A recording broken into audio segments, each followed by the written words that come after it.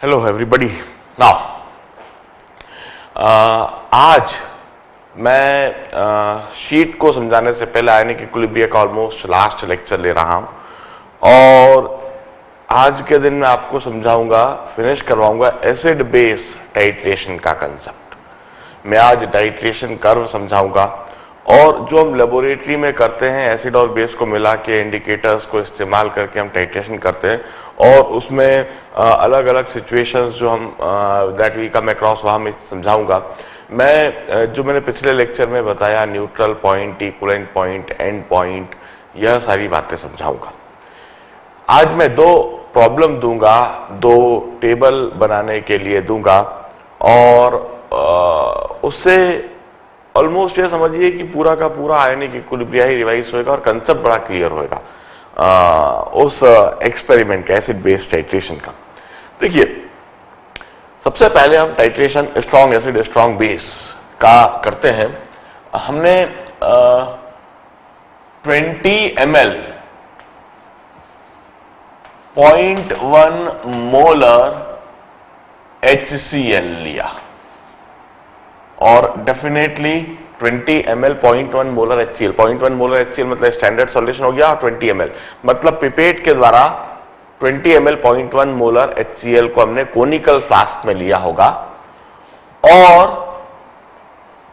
Pipette में conical flask में pipette के द्वारा जो HCl लिया है इसे अब हम टाइट्रेट करते हैं एक स्ट्रॉन्ग बेस NaOH से, और NaOH को हमने ब्यूरेट में रखा है।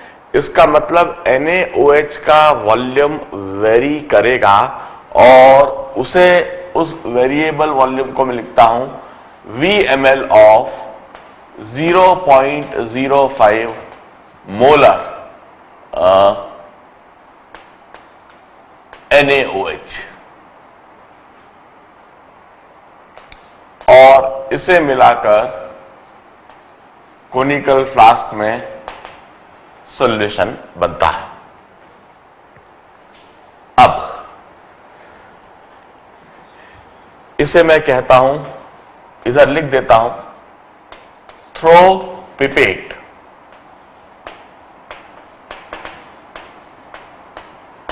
इन कोनिकल फ्लास्क, और इधर मैं लिख देता हूं इन ब्यूरेट।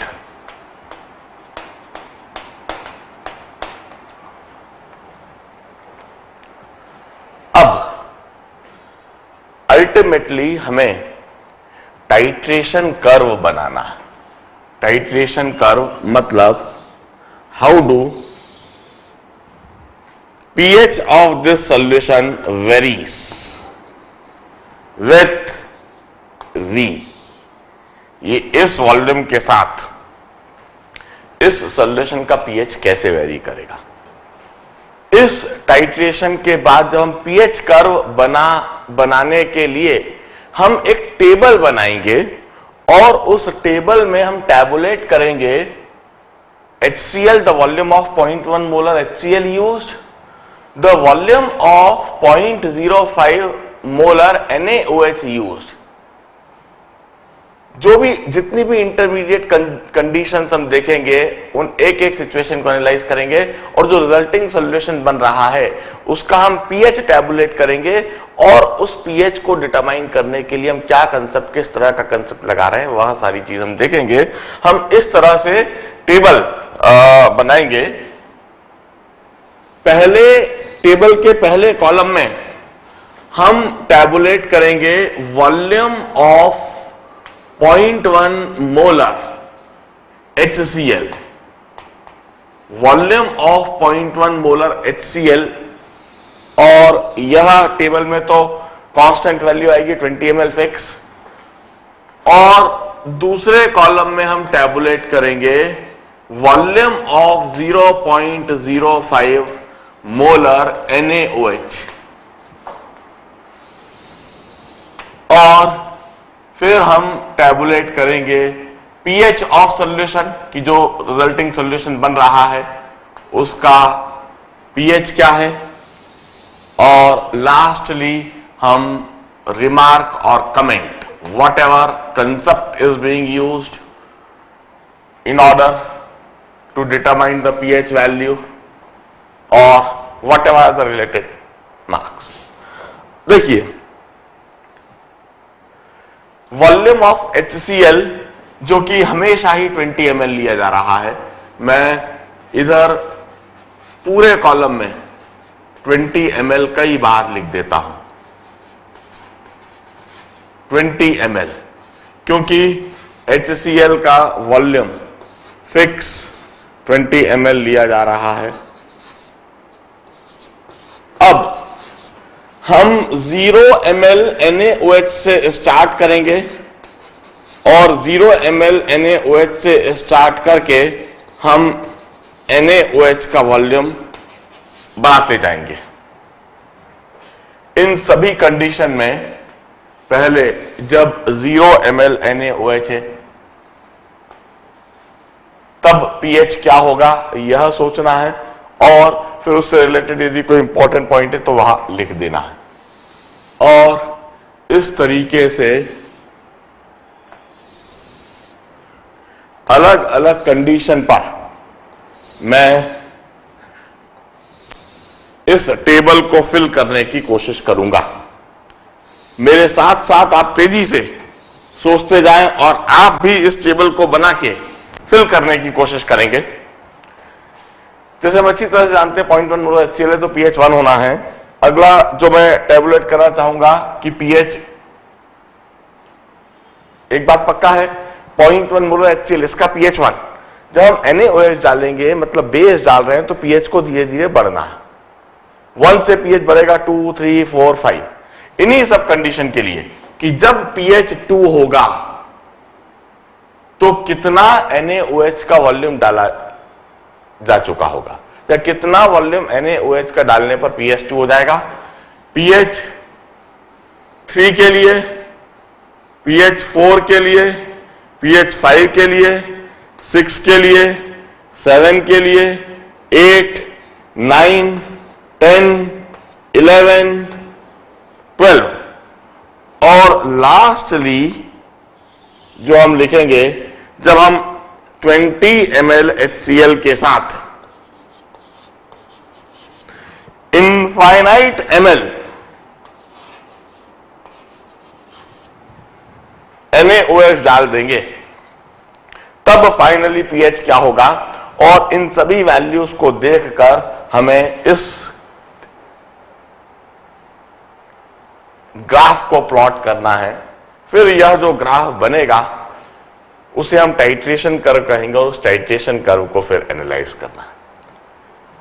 बड़े ध्यान से प्रॉब्लम को समझिए। यह हम स्ट्रॉन्ग एसिड स्ट्रॉन्ग बेस के बीच में टाइट्रेशन को समझ रहे हैं। स्ट्रॉन्ग एसिड स्ट्रॉन्ग बेस के बीच में टाइट्रेशन को समझने के लिए हमने पिपेट 20 ml का पिपेट लिया। उस 20 ml के पिपेट के इस्तेमाल से 0.1 मोलर हमारे पास NaOH और HCl दोनों स्टैंडर्ड लिए हमने। 0.1 मोलर HCl है, 20 ml पिपेट से हमने HCl भरा, कोनिकल फ्लास्क में डाल दिया, सम सुटेबल इंडिकेटर डाल दिया उसमें जो भी हमने इस्तेमाल करना है, और ब्यूरेट में HCl और वो ब्यूरेट में NaOH, और वो जो NaOH है 0.05 मोलर है। धीरे धीरे उस NaOH को drop by drop conical flask में ऐड करा जा रहा है। एसिड और बेस रिएक्ट कर रही है, उनका टाइट्रेशन हो रहा है और कोनिकल फ्लास्क में सॉल्यूशन बनता जा रहा है। इस टाइट्रेशन के दौरान pH वेरिएशन और अलग अलग pH की वैल्यू के लिए कितना NaOH डालना है। Now this is the problem जो हमें सॉल्व करना है। सबसे पहले when we have got 0 molar NaOH, 0 ml of NaOH, तब वहां पर 20 ml 0.1 मोलर HCl है और इसका pH डेफिनेटली 1 होगा। और मैं कहूंगा इधर जो कंसेप्ट हम लगा रहे हैं strong acid dissociation, strong acid dissociation.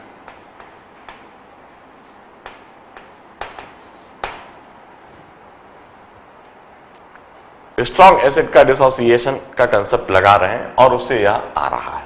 अब 2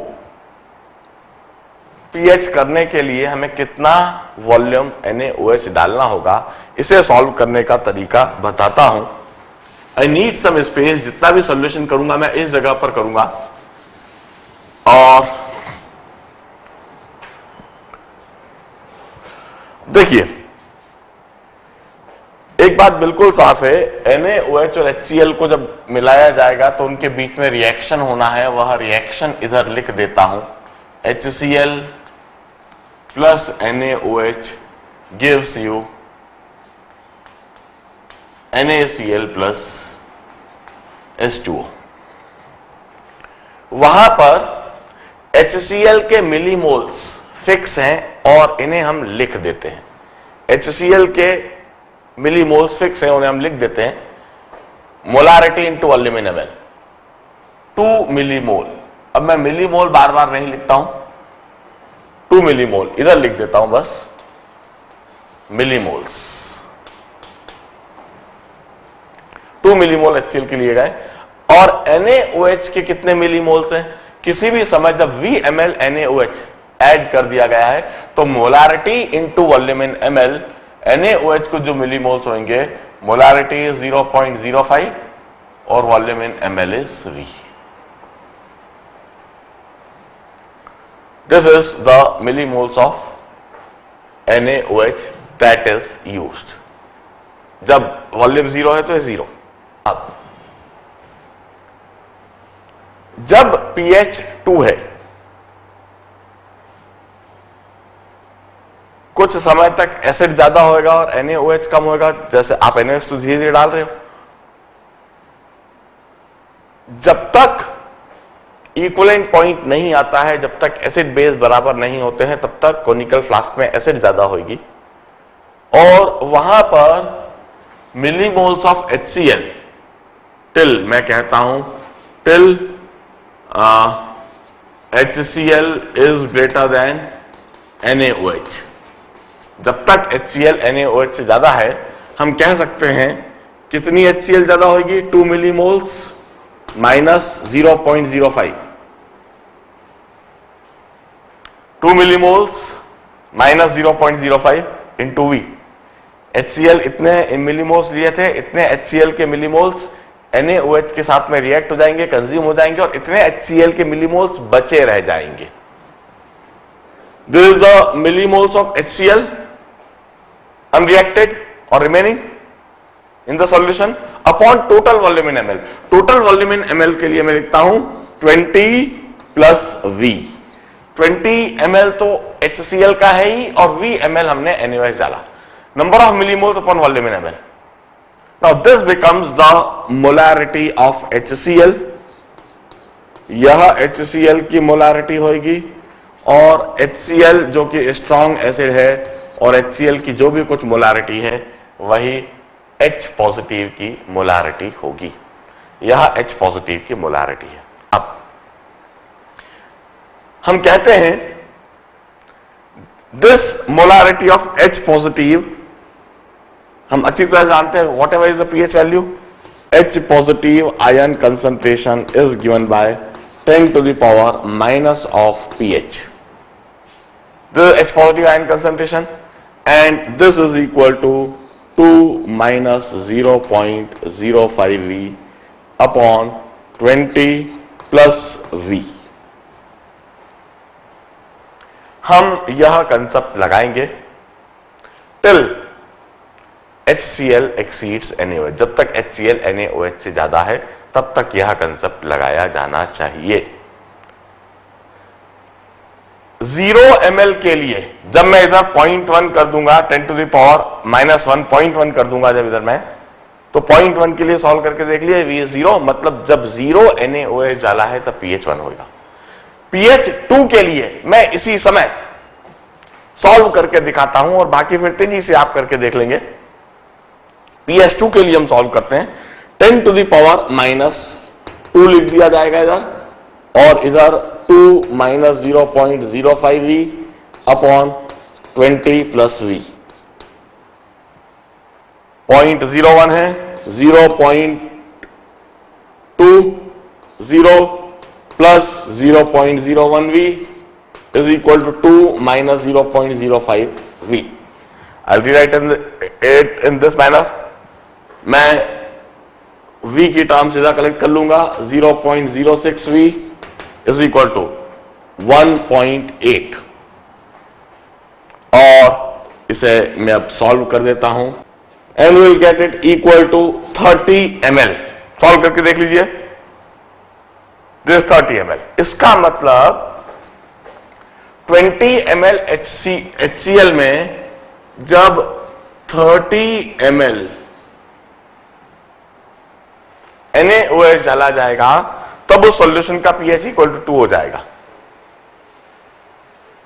0 ml पर pH 1 है, 30 ml डालते हुए pH इक्वल टू 2 हो गया. और इधर जो हमने कंसेप्ट लगाया once again, HCl conical flask में काफी ज्यादा है, NaOH डालते जा रहे हैं, HCl अनरिएक्टेड बच रहा है, टोटल वॉल्यूम और pH डेफिनेशन इस तरीके से हमने लिखा. Once again dissociation of strong acid ही लग रहा है. मैं इस कमेंट को तो इधर डू कर दूंगा.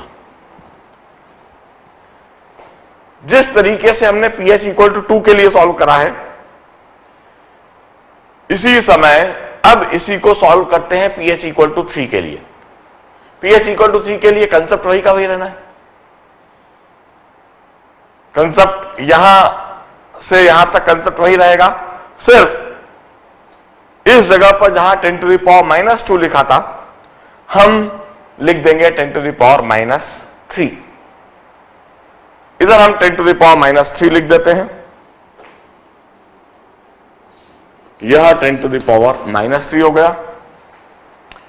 और वंस अगेन इसे हम सॉल्व करेंगे. और वंस अगेन जब इसे हम सॉल्व करेंगे तो अब जो इक्वेशन बनेगी, मैं नई इक्वेशन को इधर लिखता हूं जिससे कि पिछला भी आपको दिखाई देता रहे जो करा था. इस जगह पर कलर चेंज करके लिखूंगा. 10 टू पावर -3 जब मैं लिख दूंगा तो 0.02 plus 10 to power -3 into 20, 0.02 plus 0.001 V is equal to 2 minus 0.05 V. यह चीज दिखने लगेगी. और फिर मैं इसे दोबारा सॉल्व करूंगा. 0.051 V is equal to 1.98. और इधर से अब मैं V के लिए सॉल्व करूंगा. मैं कैलकुलेटर का इस्तेमाल कर लेता हूं. 1.98 divided by 0.051 is equal to this. जब मैं 38.8 ml डाल चुका रहूंगा तब pH इक्वल टू 3 हो जाएगा. In order to get pH is equal to 3, 38.8 ml चाहिए. और इधर भी स्ट्रॉन्ग एसिड डिसोसिएशन. अब स्ट्रॉन्ग एसिड डिसोसिएशन बार बार नहीं लिखता हूं क्योंकि आगे मैं कुछ और पॉइंट्स भी लिखने वाला हूं. अब इन द सिमिलर मैनर आप इधर 10 टू द पावर -4 रखिए. जब pH हमें 4 चाहिए सॉल्यूशन का, तो इधर 10 टू द पावर -4 रख दीजिए. pH जब 4 होएगा, ध्यान रहे H positive ion concentration is always equal to 10 to the power minus of pH.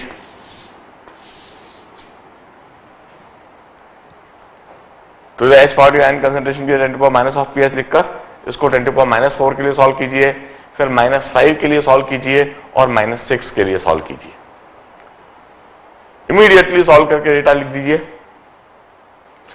Now if you calculate this 10 to the power -4 रख के जब आप कैलकुलेट करोगे, you will get it equal to 39.17 ml. 10 to the power -4 रखिए इसकी जगह, calculate कीजिए. यदि आप pH इक्वल टू 5 की कंडीशन ऑब्टेन करने के लिए H पॉजिटिव कंसंट्रेशन जब 10 टू पावर -5 रखेंगे, you'll get it equal to 39.98 ml. And in order to get pH equal to 6, when you substitute H positive concentration equal to 10 to the power minus 6, you'll obtain the result 39.998 ml. Observe that the value is approaching toward 40 ml as you approach toward pH equal to 7. Exactly pH equal to 7 पर यह equivalent point होएगा, pH equal to 7 पर यह equivalent point बनाएगा। HCl और NaOH पूरी तरह से कंज्यूम होंगे और HCl और NaOH पूरी तरह से रिएक्ट करके NaCl बना लेंगे और वहां पर न तो HCl बचेगा न NaOH बचेगा, वहां पर NaCl और वाटर बनेगा, वह एक न्यूट्रल सॉल्यूशन बन जाएगा और खास बात वह एक इक्विवेलेंट पॉइंट भी बनेगा जब 20 ml HCl और 40 ml NaOH इसके साथ। जरा कैलकुलेशन करके वेरीफाई कीजिए यहां तक की चीज। अब इधर मैं रिमार्क वाली जगह पर इस पॉइंट को मेंशन करना चाहूंगा that this pH is equal to 7 when volume of HCl is 20 and volume of NaOH is 40. This is a neutral point as well as a equivalent point. यह न्यूट्रल पॉइंट तो है ही, neutral point इसलिए क्योंकि इस पर pH 7 है, जहां पर भी pH 7 हो जाता है उसको न्यूट्रल पॉइंट कहते हैं। While in case of strong acid and strong base, जब स्ट्रॉन्ग एसिड स्ट्रॉन्ग बेस को टाइट्रेट करा जा रहा है तो जो न्यूट्रल पॉइंट होता है वही इस केस में इक्विवेलेंट पॉइंट है। ये पॉइंट ही इस सिचुएशन में इक्विवेलेंट पॉइंट भी है। जब एसिड के मोल्स और बेस के मोल्स बिल्कुल बराबर हो चुके हैं, अब इसके बाद जब फर्दर NaOH यदि डाला जाता है तो अब HCl पूरी तरह से कंज्यूम हो चुका है। HCl के पूरी तरह से कंज्यूम हो जाने के बाद उसके बाद जब आप NaOH डालोगे तो वहां पर अब NaOH बढ़ने लगेगा, एक स्ट्रॉन्ग बेस बढ़ने लगेगा और वो pH को 7 से ऊपर पहुंचाने लगेगा। pH 7 से ऊपर 8, 9, 10 के लिए जाएगा। अब यदि हमको pH 8 करना है, 9 करना है, 10 करना है, 11 करना है, 12 करना है तो हमें कितना NaOH डालना होगा, हम इस बात को डिटरमाइन करते हैं। और इस बात को डिटरमाइन करने के लिए अब जो कंसेप्ट लगाएंगे, देखिए, अब NaOH exceeds HCl if NaOH exceeds HCl then अब जो कंसेप्ट मैं लिखूंगा, NaOH के मिलीमोल्स 0.05V माइनस HCl के मिलीमोल्स।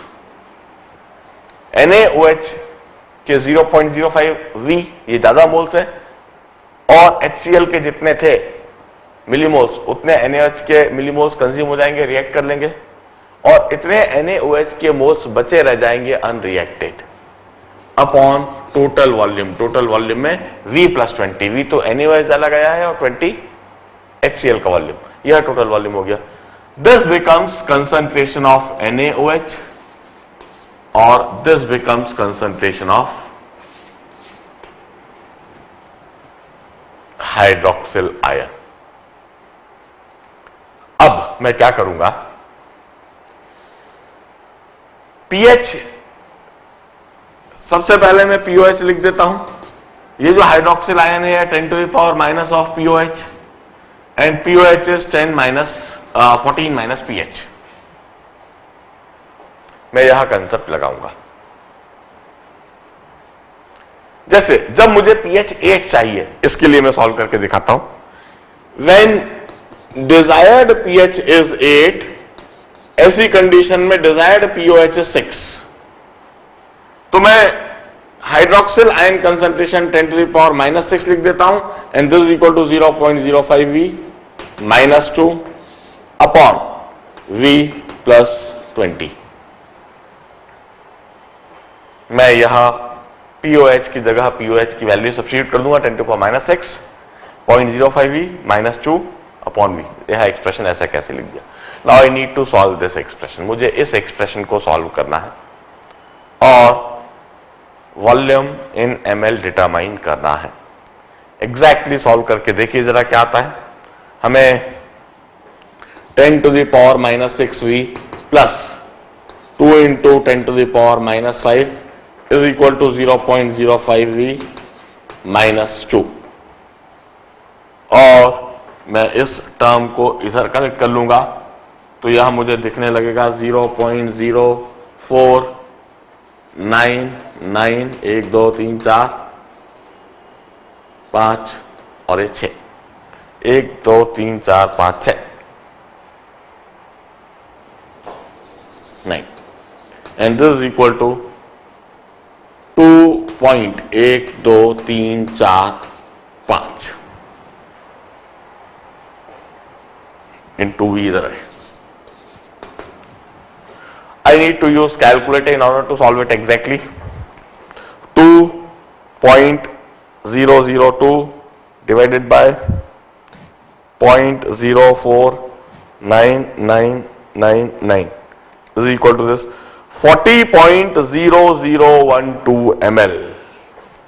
इस बार जो वॉल्यूम ऑफ HCl आ रहा है 40.0012 ml।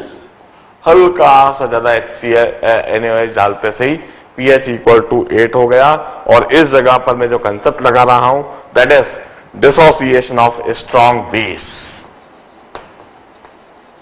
स्ट्रॉन्ग बेस डिसोसिएशन,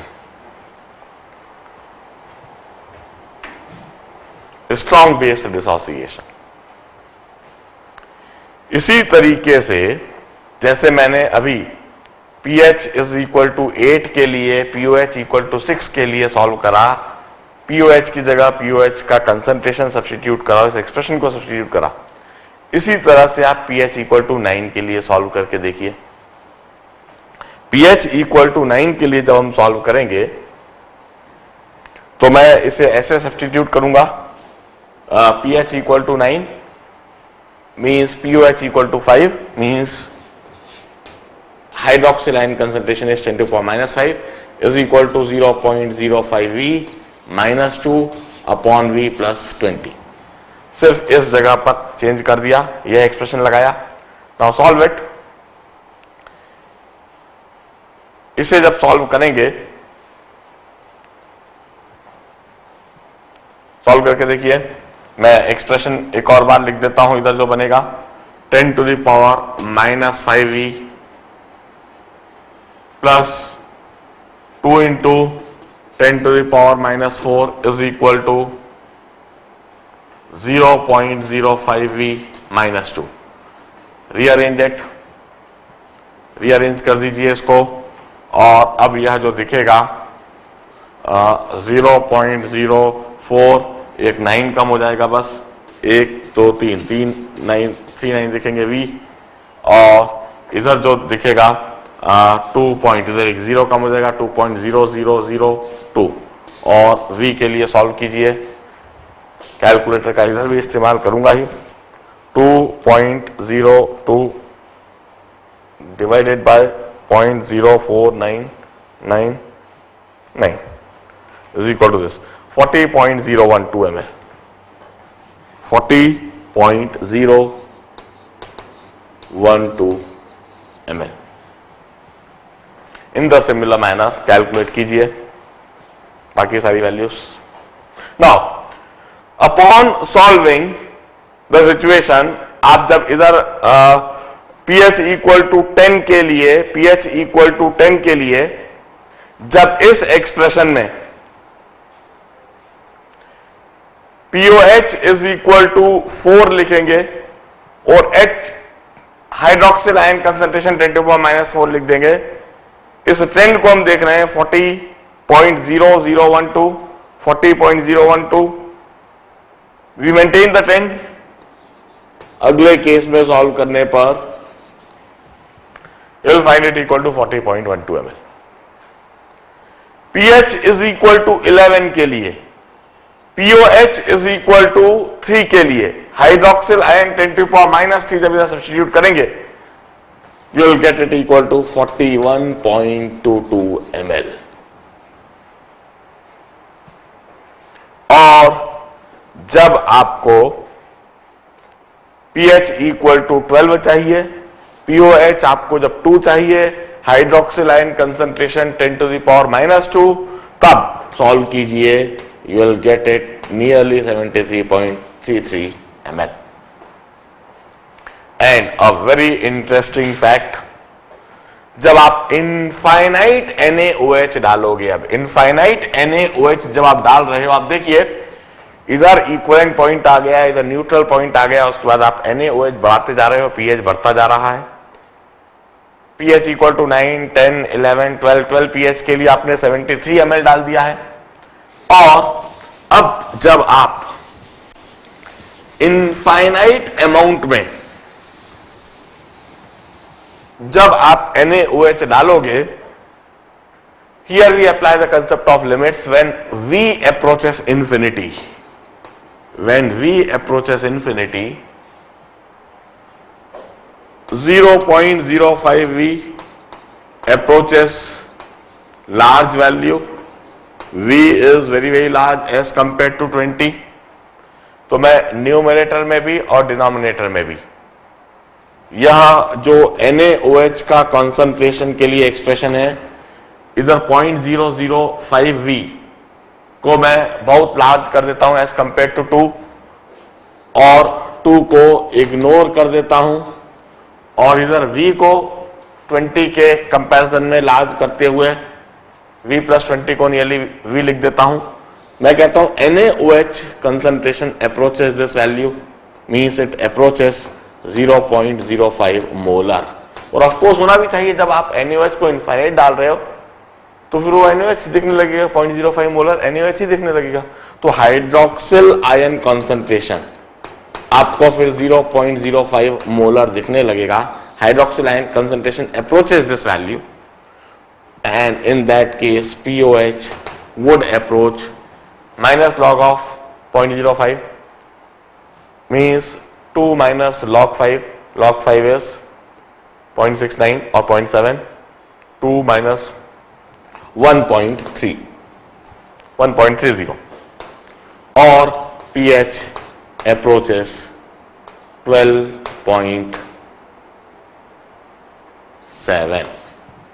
ऐसी कंडीशन में यह POH 12.7। इस पूरे टेबल को बड़े ध्यान से पहले देखें और अब मैं सबसे पहले ग्राफ भी समझाता हूं और कुछ और भी कंक्लूजन्स बताता हूं। मैंने न्यूट्रल पॉइंट और इक्विवेलेंट पॉइंट तो बताया ही है। Neutral point pH equal to 7, equivalent point वह जब NaOH और HCl बराबर हो गए। मैं एंड पॉइंट भी बताऊंगा, मगर एंड पॉइंट बताने से पहले मैं टाइट्रेशन कर्व बनाता हूं। मैंने सॉल्व करने के सारे तरीके साफ कर दिए हैं। pH 1 से लेकर 6 तक स्ट्रॉन्ग एसिड का कंसेप्ट लगाया, तब वहां पर एसिड ज्यादा थी, बेस कम था, बेस पूरी तरह से कंज्यूम हो रहा था, बेस लिमिटिंग रिएजेंट था, और जो एसिड बची रही उसका कंसंट्रेशन निकाला, उसके कंसंट्रेशन को H पॉजिटिव कंसंट्रेशन के बराबर कहा और उससे pH को इक्वेट करा मैंने, उससे pH की वैल्यू कंक्लूड करी। स्ट्रॉन्ग एसिड स्ट्रॉन्ग बेस के केस में जो न्यूट्रल पॉइंट है जब pH इक्वल टू 7 है, वही इक्विवेलेंट पॉइंट है, जब एसिड और बेस बराबर। और पीएच जब ए 7 से एक्सीड कर रहा है तब बेस ज्यादा है, बेस अनरिएक्टेड बचा रह रहा है, एसिड कम है, एसिड लिमिटिंग रिएजेंट है, और स्ट्रॉन्ग बेस का कंसेप्ट। और जब इनफाइनाइट बेस डाला गया है, इनफाइनाइट बेस डाला गया है, तब वहां पर जैसे कि एसिड है ही नहीं, 0.05 मोलर NaOH है, और उसका पीएच वहां पर दिखने लगेगा। हम दो इंडिकेटर का इस्तेमाल करते हैं, जैसा मैंने बताया था कि लेबोरेटरी में जनरली दो इंडिकेटर्स होते हैं, या तो मिथाइल ऑरेंज या phenolphthalein. If phenolphthalein is used as indicator, इफ phenolphthalein is used as indicator, यदि फिनोप्थलीन को इंडिकेटर के लिए इस्तेमाल करा जाए तो रिकॉल कीजिए, फिनोप्थलीन का जो पीएच रेंज होता है, मैंने बताया है फिनोप्थलीन का पीएच रेंज है 8 to 10 के रेंज में। 8 to 10 पीएच रेंज में फिनोप्थलीन अपना कलर चेंज करता है।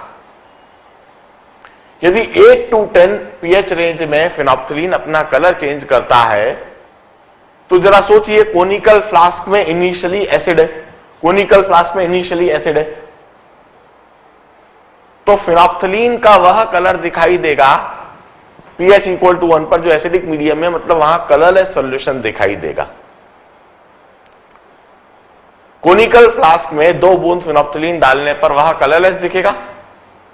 पीएच जैसे जैसे बढ़ेगा 1, 2, 3, 4, 5, 6, यहां तक उसके कलर में कोई फर्क नहीं, 7 पर भी कलर में कोई फर्क नहीं। पीएच इक्वल टू 8 पर फिनोप्थलीन में कलर ट्रांसफॉर्मेशन चालू होगा, मगर आपको पता नहीं लगेगा। पीएच इक्वल टू 9 पर भी कलर चेंज हो रहा होगा, मगर आप उसे परसीव नहीं कर पाओगे, वो कलरलेस ही दिखेगा। मगर जैसे ही पीएच इक्वल टू 10 हुआ, तो 8 to 10 के रेंज में फिनोप्थलीन अपना कलर चेंज कर रहा है। पीएच इक्वल टू 10 होते से ही फिनोप्थलीन वह कलर दिखाने लगेगा जो बेसिक मीडियम में दिखाता है। फिनोप्थलीन का पिंक कलर हो जाएगा, कोनिकल फ्लास्क में सॉल्यूशन पिंक कलर दिखाई देने लगेगा, और आपको कलर चेंज परसीव हो जाएगा, आप उस कलर चेंज को देख लोगे। और जैसे ही आप उस कलर चेंज को देख लोगे, आप टैप को बंद कर दोगे, आप कहोगे कि पहले सॉल्यूशन कलरलेस था और अब से पिंक कलर दिखने लगा मुझे, और आप ब्यूरेट का टैप बंद कर दोगे और आप उसको एंड पॉइंट कह दोगे। मैं कहता हूं this is end point with phenolphthalein, this is end point with phenolphthalein। यदि फिनोप्थलीन इंडिकेटर के रूप में इस्तेमाल होता तो इस कंडीशन को हम एंड पॉइंट कहते। मैं इधर भी लिखता हूं and point with phenolphthalein. While, अब आप जरा देखिए, इस टाइट्रेशन को करते समय डिजायर्ड पॉइंट तो यह था, equivalent point is a desired point, मगर प्रैक्टिकली हमें इक्विवेलेंट पॉइंट मिलने के बजाय क्या मिला है, एंड पॉइंट। और टाइट्रेशन में हल्का सा एरर साफ दिखाई दे रहा है। 40 ml डालने पर हमको टाइट्रेशन को रोकना चाहिए, मगर हमने रोका है 40.12 ml पर, हल्का सा एरर है इस टाइट्रेशन में। While if methyl orange were used as indicator, if methyl orange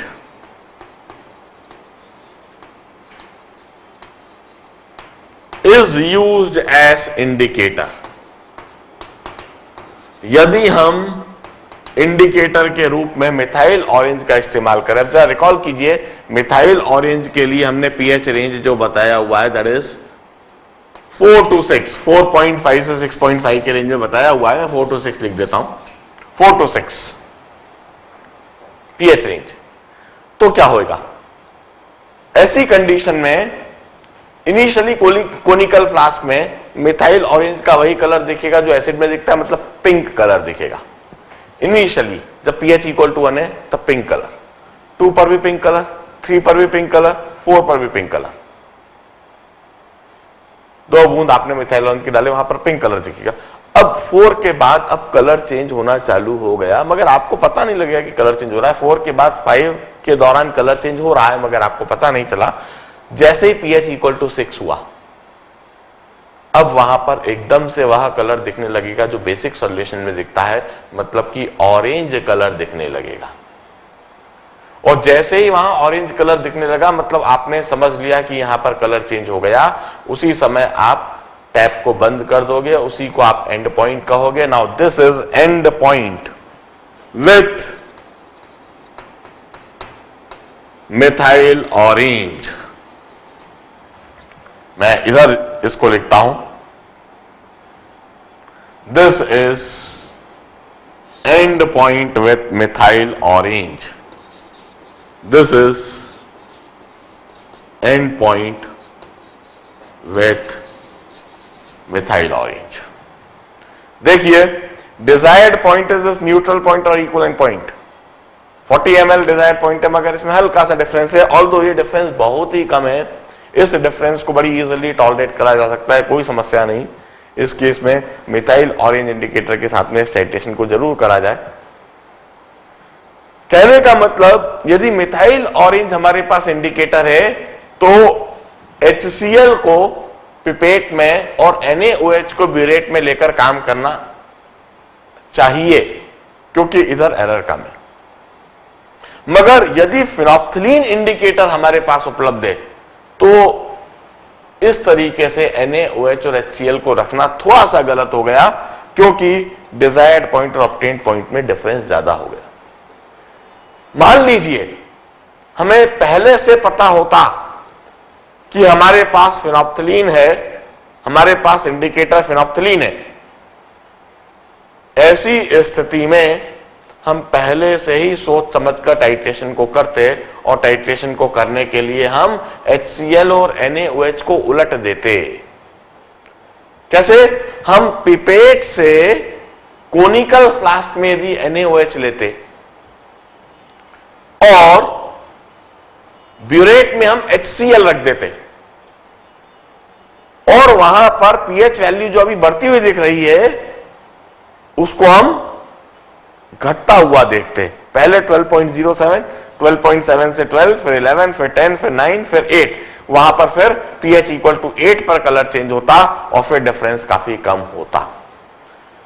generally indicator देखकर हमें टाइट्रेशन करने के लिए कंडीशन को सोचना चाहिए। एनीवे, इधर हम यह टाइट्रेशन कर्व को ड्रॉ करने की कोशिश करते हैं।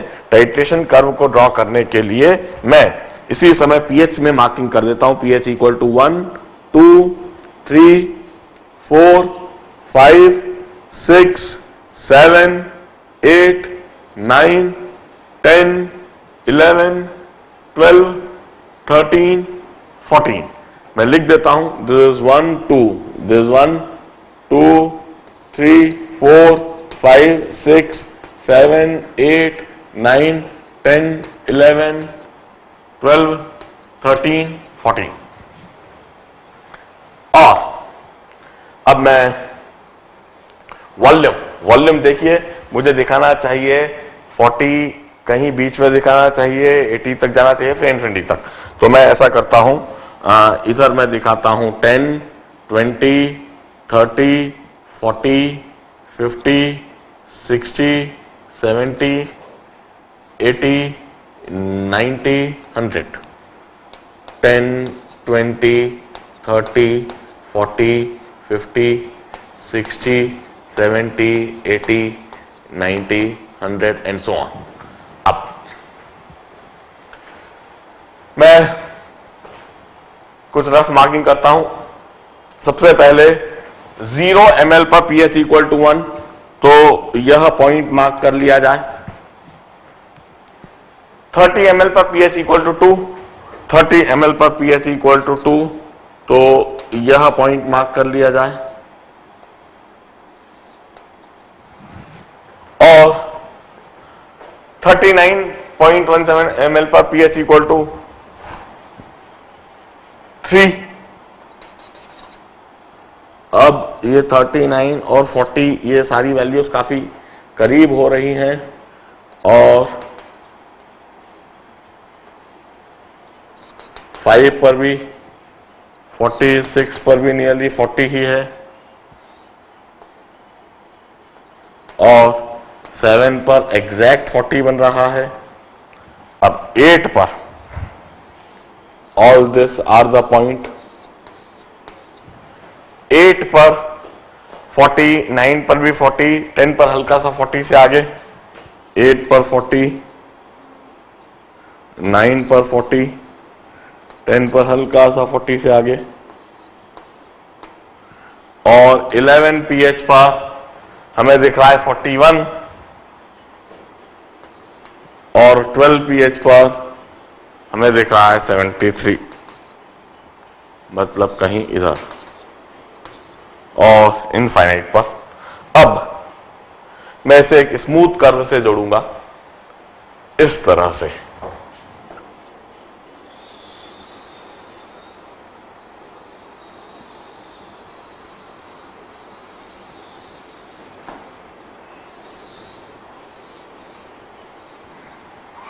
This is the titration curve.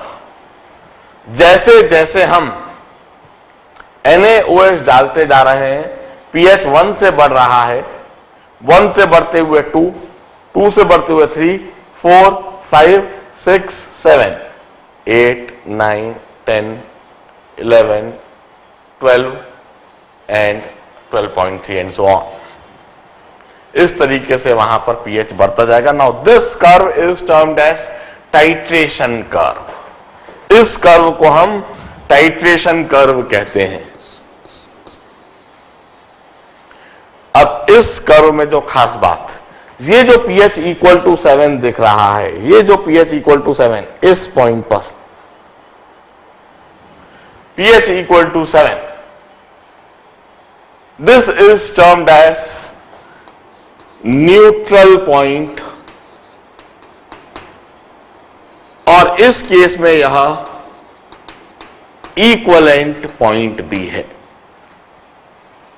इस इक्विवेलेंट पॉइंट पर यह कर्व बिल्कुल वर्टिकल है, ये कर्व बिल्कुल वर्टिकल है इक्विवेलेंट पॉइंट पर।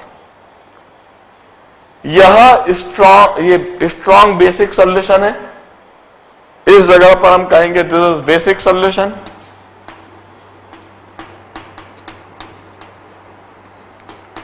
और इस जगह पर हम कहेंगे दिस इज एसिडिक सॉल्यूशन।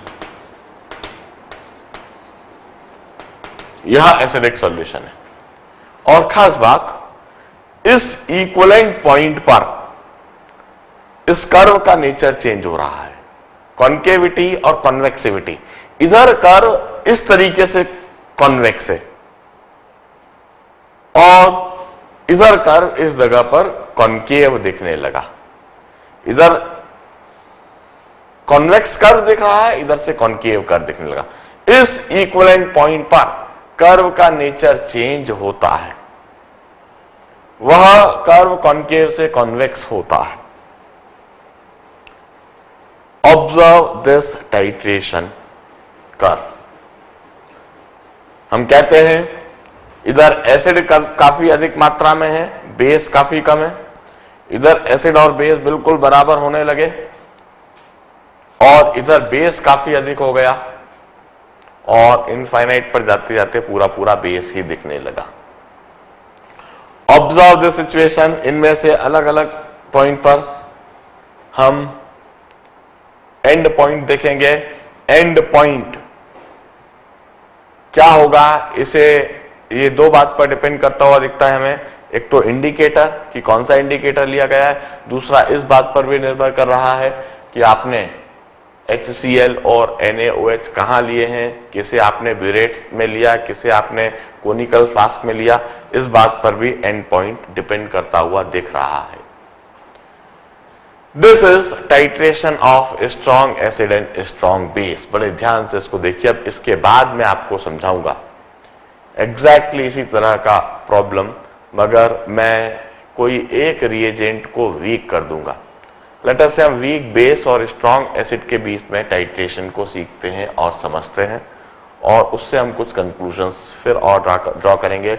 उसके लिए भी हम इसी तरह का टाइट्रेशन कर्व बनाएंगे और कंक्लूजन देंगे। उसके लिए भी हम न्यूट्रल पॉइंट, इक्विवेलेंट पॉइंट और एंड पॉइंट को समझने की कोशिश करेंगे। यहां पर फिर भी इक्विवेलेंट पॉइंट और न्यूट्रल पॉइंट सेम आया है, वहां तो सब कुछ ही अलग हो जाएगा। किस तरह से, जरा देखिए। पहले इसे पूरी नोट डाउन कर लीजिए और समझ लीजिए, ध्यान से देखिए बड़े।